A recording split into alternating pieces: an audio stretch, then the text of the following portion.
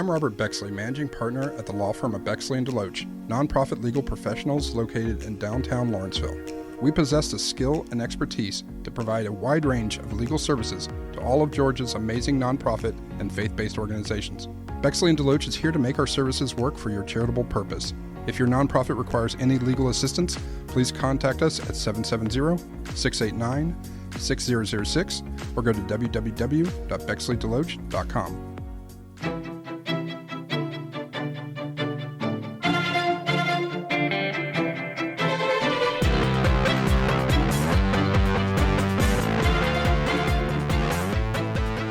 Hello and welcome to Giving Back to Gwinnett on Business RadioX. Giving Back to Gwinnett highlights the wonderful nonprofit organizations that serve our community. This show is presented by the law firm of Bexley & Deloach. Convenience, affordability, and peace of mind. Bexley & Deloach is on your side. Hire a skilled attorney for your legal needs today. Did you know that there are over 4,000 wonderful nonprofits in the area? Our hope is that you will be touched by their mission and their impact so you too will want to be involved. I'm your host, Tom Sheldon.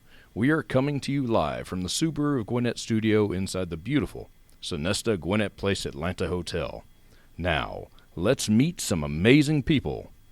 Hello, amazing people. Morning. Good morning, Tom. Gentlemen, how are you? Wonderful. And you? Oh, I'm always good.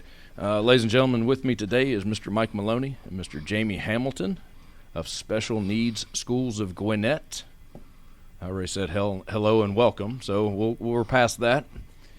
Gentlemen, tell me a little bit about yourselves, a little bit about Special Needs School. You can fight over who goes first. I don't mind. Perfect. So Special Needs Schools of Gwinnett, we're located in Lawrenceville, and we've been educating young adults and students with special needs for over 32 years.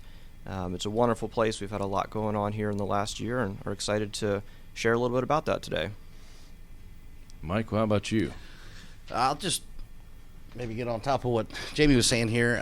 Special Needs School's been in the area helping and serving our community for over 30 years. I was lucky enough to get involved with the school about 3 years ago. And in that time, we've been able to take the school from single-wide trailers to a brand-new building and actual school building that we just opened.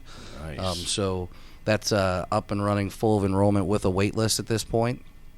And our goal would be to eventually grow the campus so we can serve more children in the Gwinnett County area.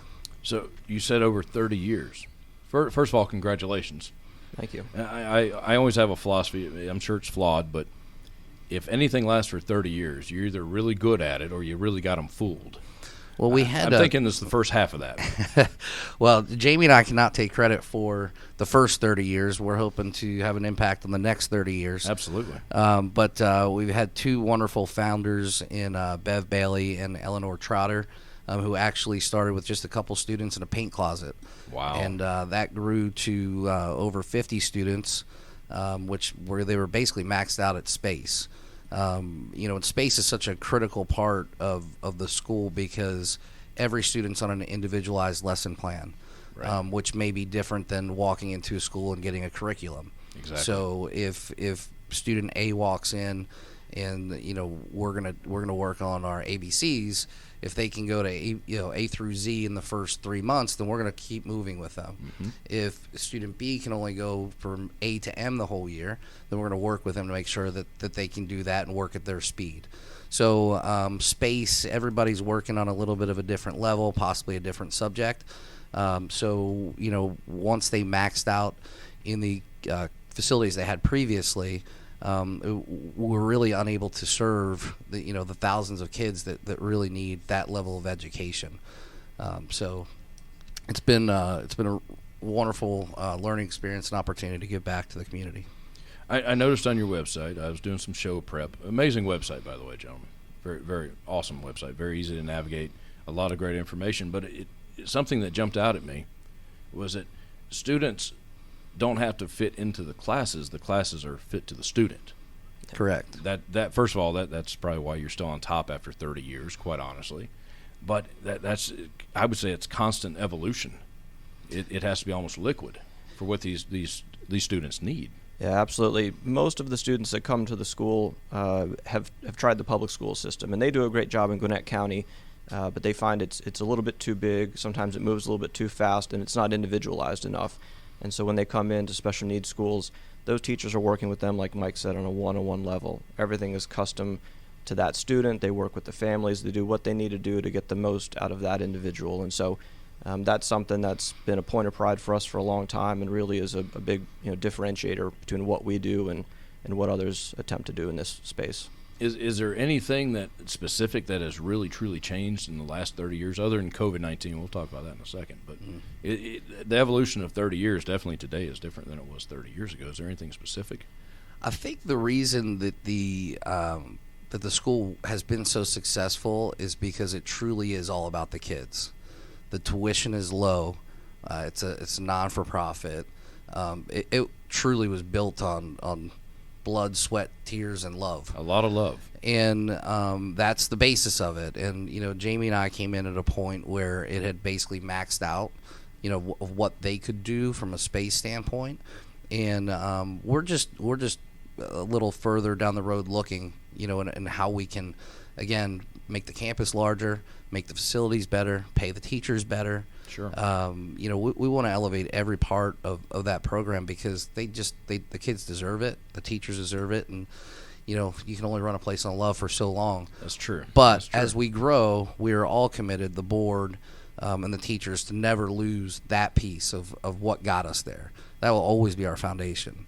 Right. So that's not going to get lost as we grow and build nice facilities. It still will be the core of what we do. Yeah, don't lose sight of where you've been and where you're going. It's worked for 32 years. Don't change too much, I guess. Correct. I'm with you on that. All right, let's talk about the COVID-19. Obviously, we're talking about 30 years ago, and I was trying to think what I was doing 30 years ago, and I quit thinking real quick about it. I would imagine you have new protocols in place, especially with the new facility, with protecting health, easing minds. You've got a lot on your plates doing that, gentlemen. Yeah, we do. So we were fortunate enough to welcome our students back about a week ago. Obviously, the new building gives us a lot of advantages. Is that in person? Yes, so we're back in person Face-to-face. education, face-to-face education.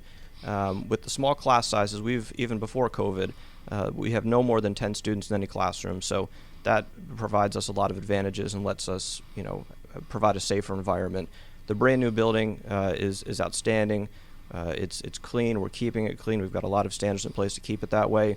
Our wonderful partners at Mitsubishi Electric Train HVAC has, in the process of construction, donated some amazing equipment. Each classroom and each space is its own dedicated HVAC system. Wow. So if there were ever a child in that classroom or a teacher who were sick, that air is never going anywhere else in that classroom. So that just gives us another layer of protection and security on top of all of the other policies and procedures and new things in place to keep everybody healthy and safe. We really feel confident we're providing the safest environment we possibly can. That goes a long way to providing some peace of mind for parents and of course, the teachers, the students, I guess all the staff. And I think that was a big reason why we saw our enrollment spike the way it did when Gwinnett announced that they were going to do digital. And then we were. I was about to ask you. We were another option. Certainly not a slam dunk for anybody, but when they came out, we were able to explain our protocols. Show them the HVAC system, which is, that's just, you don't find that anywhere else right now. No, that's almost unheard of. It really is. And so, we're prepared, and we've got systems in place, and I think that it would be, unrealistic if we thought we could get through, a whole school year.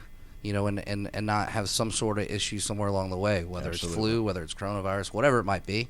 But we're prepared to handle that, and we're being very proactive, and and also being very forward with our parents. If we do have an incident, and communicating. Everyone on the same page. That's so important. It sounds like you have some amazing donors, and that they're making huge impacts. Talk about some of the donors over the years, or not just now, but in the past. I imagine there's been quite a laundry list of amazing donors. Well, I think I'll touch back on Mitsubishi Electric Train. HVAC here, that's right here in Duluth. They've been amazing partners for the school for many years.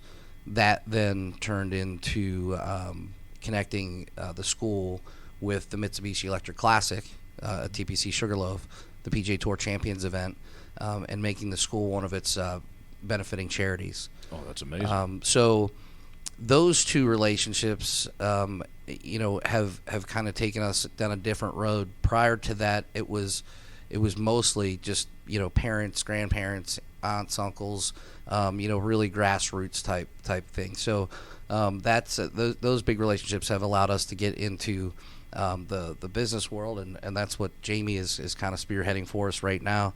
We've got a pretty big loan on that school. I so bet. It's but not on the HVAC systems. Not on the HVAC systems. Yeah, that's awesome. So we're hitting the streets pretty hard right now, and certainly COVID has presented some challenges for that. But there are some really easy ways for businesses or individuals to help. And I'll let Jamie kind of talk a little bit about the Gasso program that we've been really pushing of late. Yeah, Jamie, I was about to ask you about that. Tell us about that. I think it's quite easy for local businesses to get involved really quick, but I don't want to step on that. Go for it, man. No, you're absolutely right. So Gasso stands for the Georgia Student Scholarship Organization, and so it's a program that's offered within the state of Georgia, where any Georgia taxpayer, from anyone that's filing an individual claim, married, small businesses, or even large corporations, can essentially allocate a portion of their tax liability to provide scholarships at private schools like ours. And like Mike said, we've always been very prideful of the fact that our tuition is quite low. We want to make sure that any family that is in need of our services is able to come to the special needs schools, and sometimes families need a little extra help. So it's something that's always been a need of ours. In this COVID world, we know that that's only going to continue to grow, and as we welcome new students, it's going to be a more important part of what we have available. And so this program provides a really easy way for anybody to participate. So what you basically do is you go onto their website and you make a pledge. They have listed out how much you can pledge based on your filing type. Right. It's quickly, within a matter of weeks, reviewed and approved by the Department of Revenue. And once that's happened, you're given the all clear to go ahead and fund that donation. And so it's something that my wife and I have done. It was quick. We got that word back right away. We immediately funded that donation, and it went right to the school to start funding scholarships. The 1st of January, we'll get a tax credit in the mail, and when we file, we'll use that and get every single dollar back. So Right. in a time where people and businesses who want to be charitable and they want to help and make an impact, maybe COVID has made them be a little bit more cautious or restricted how much they can go out and help support. It's one of the really rare instances where you can create a tremendous amount of positive change and do it at a net zero cost. You get every single dollar back, and opportunities like that really just don't come along. And as we've been out and started sharing that with people, they love it. There's some people that love the element that they can make an impact, and there's some that go, wait, I can tell the government how to spend my tax dollars? That's the part I like, but Yeah. we won't get into that. So, idea. regardless of the motivation, it's easy to use. It really creates a lot of change. And for anyone who wants to make an impact, who has a tax liability in the state of Georgia, it's an absolute no-brainer. That's awesome. Google it. Go to the IRS website. Well, it's so their website is georgiasso.com, so Georgia Student Scholarship Organization. GeorgiaSSO.com. Okay. And when you go to that website, there's two options. So there are still funds available for 2020. So anyone in this fiscal year who has a liability, which is almost everybody, Yeah. and wants to put that to work, you can do that now. You can also pre-pledge for 21. So what a lot of our donors will go on and they'll go ahead and pledge for this year, and they'll just go ahead and pre-register for next year as well. So if you're going to be made whole, it makes it really easy for it to be an annual contribution, something that you essentially turn on. Yeah. And then just let it go to work, and year over year it keeps making an impact. It sounds easy. Sounds painless. It is. Business owners like that. It is. And, particularly small business owners, anyone who's an S corporation, they can give $10,000 a year through that program. Wow, that much. And That's so awesome. it's a substantial amount, and relative, to, what our needs are at the school, that tackles a good chunk of it. So Absolutely. it's one of the things that if an individual wants to give $1,000, it's going to help change a student's life. And if a C corporation who wants to give up to 75% of their annual liability, whatever that number may be, it makes a big impact. So it's really cool that anyone, big or small, can use it, and it all does the same great things. We were actually very lucky just recently. Mayor Electric stepped up, and as you might imagine, their tax liability is quite large, being a C Corp, and they donated a large amount of money to the school, and it was going somewhere anyway. Right. They just said we wanted to go to the school. They were going to pay it anyway. Exactly. So we're looking to open some more doors in that world because of how simple it is, and as Jamie said, it's a net zero out of pocket. Now, are there any key areas of needs that the schools are experiencing? Yeah, so we're always going to start with space. Of course. There's a big need in this county and out of this county. We've got some of our students drive an hour and a half each way to get there. Wow. Yeah. Again, because of affordability. And so we're always going to start with space, and we've designed the new schools where we can add on classrooms at a time. So we didn't want to get too big too fast. Right. We want to make sure that we can still continue, like I said, stick with that basis of individualized, a lot of love, a lot of care for the students. But we knew that there was a need and we'd need to grow. So we've designed it in a way we can do that. Secondly, therapy rooms. We have one now. We probably need more as the school grows. Sure. And the different I don't want to say tools, but things that you need for that room, the amenities. Sure. And then we'd love to do like an indoor sporting kind of facility, A gymnasium of some type. Yeah, so that we can get the kids out and keep them active. When the weather's not good. Right now, we can get them outside. We've got a playground, we've got a basketball court, but it's just, again, like everything else, it's just not up to the level that they deserve, quite honestly. Absolutely. So we'd love to get them some more space there, and we've got a 5-year and a 10-year plan of what we'd like to do. And Jamie and I have talked even about additional campuses possibly if we can get this thing moving. The model works. Yeah, it'll work anywhere. Yeah, and it's to piggyback on Mike's point. So we know the demand is there. Not long ago, the Department of Education broke down, and this is a survey across the entire U.S., but what it meant for Gwinnett County is they estimated there was about 20,000 school-aged children in this county with a special need. Wow. We're serving just over 70 right now, and there's not many other schools doing what we're doing, and so we know that there's a tremendous amount of need out there, and with this new building and all of the new things we're bringing to the table, as people become aware of it, we know that they're going to go, this is such a better option for my child, this is somewhere they need to be. So we're walking before we're running, but we know that as this gets out there and people learn about it and know all the wonderful things that are happening, that it's going to be something that we need to continue to grow and expand and do more. And so down the line, that's where we want to go. One of the other big things that, when I'm out talking about the school and sharing what our needs are is we've got this wonderful new building and we do have a lot of good resources, but we want to elevate sort of what's available to both the teachers and the students inside the classrooms. Right. And so whether that's additional technology, more purpose-driven furniture and resources, and all art, music therapy, all the things that take a good educational experience and make it a great one.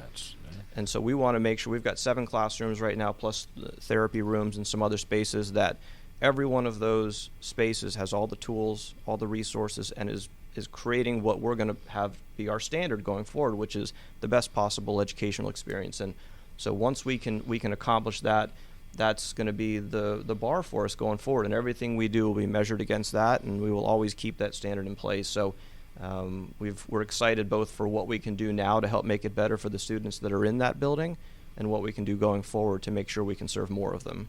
You've got a great plan in place. You really do. All right, so you always need donors, potential donors. How do they get a hold of you, and how can they support SNS? So, of course, our website and our Facebook page are great tools. We're actively sharing information on both of those. The website does feature some information about, what we are most in need of. Of course, I would suggest that they reach out to me, j.m.hamilton@specialneedsschools.org. There are some donors that come in with a very specific area that they like to support, or a cause that's near and dear to their heart. there's some that come in and say, I just want to make an impact for wherever it's going to be best for you. Right. We've got a lot of options, but at the same time, we can work on anything that is close to someone's heart, and we've got a lot of needs and a lot of great causes, and we would love to have conversations with anybody who wants to help us tackle those. That sounds awesome. Now, what is that website? So we are specialneedschools.org. Gotcha. Schools with an S. Schools with an Yeah, S. plural. Needs with an S, schools with an S. I caught that right away when I was going over notes. Yeah, and then on Facebook, we are SNS of Gwinnett, or just search Special Needs Schools of Gwinnett, and you'll find our page. I got you. Everyone go to Facebook right now, and I guess if you're old like me, you still use Facebook. That's okay. Like their page, please. Keep up with them. Nice job, gentlemen. Any other pearls of wisdom we need to know about that the host didn't ask you about, which is always possible? I just when Jamie was talking about some of the things that we're doing from a technology and Chromebooks and whiteboard TVs and those sorts of things. You know what the number one thing the high school kids were most excited about? There's no telling. Lockers. That they would have their own lockers in the hallway. I could see that. So, while we've got great plans for down the road, I mean, where this school has come over the last few years, from the conditions for the students and the environment for the teachers, we're up and running, and we're just looking forward to grow upon that. But they're in a great spot right now. Good deal. Yeah. Good deal. I love it. And I would echo, even with sort of the needs list, something simple that most people don't ever have to think about is we have a lot of students that are nonverbal on the autism spectrum or have another special need that limits their ability to communicate with others around them.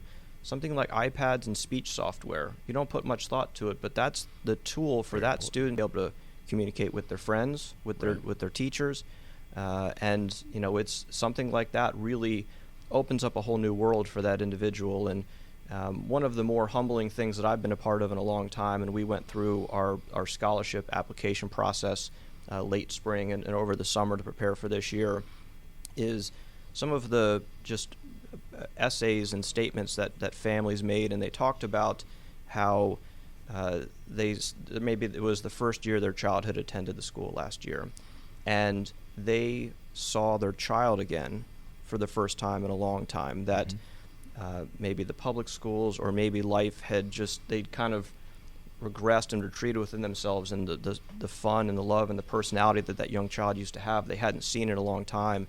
And we talk a lot about the academic perspective of what we do, but a lot of it's that social and personal development. Yeah. That's why bringing those kids back and being able to do in-person education was so important, that they're there to learn, but they're there to build themselves as an individual, be a more contributing member of their families, develop in a lot of ways. And so when you see a parent say, I sent my child to this school and he flourished in ways that I never imagined, and I got to see his personality again, that's ultimately what we're really trying to do here. And it's great to see that.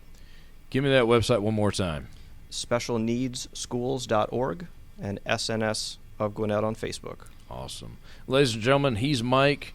He's Jamie. These guys are awesome, and the things that they're accomplishing and the things that they do helping children with special needs is amazing. Thank you so much for being here. Thanks for having us. Thank you very much for having us. Please don't be a stranger to Business Radio X. We will not. It's one of our favorites.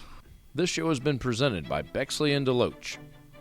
For convenience, affordability, and peace of mind, visit BexleyDeloach.com. That's BexleyDeloach.com. I'm Tom Sheldon, and you've been listening to Giving Back to Gwinnett on Business Radio X.